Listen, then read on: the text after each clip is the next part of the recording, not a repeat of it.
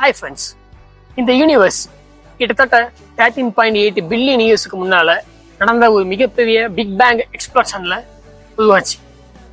இந்த யூனிவர்ஸ் உருவானதுல இருந்து கிட்டத்தட்ட ஒவ்வொரு செகண்டுக்குமே இந்த யூனிவர்ஸ் எக்ஸ்பேண்ட் ஆகிட்டே இருக்குது, பெருசாகிட்டே போகுது.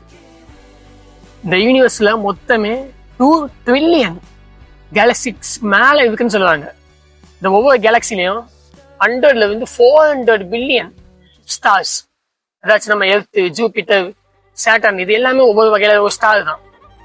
இப்படி ஏகப்பட்ட ஸ்டார்ஸ் இருக்குங்க. சயின்டிஸ்ட் கண்டுபிடிச்சதே இவ்வளவு தான் இந்நாள் வரைக்கும்.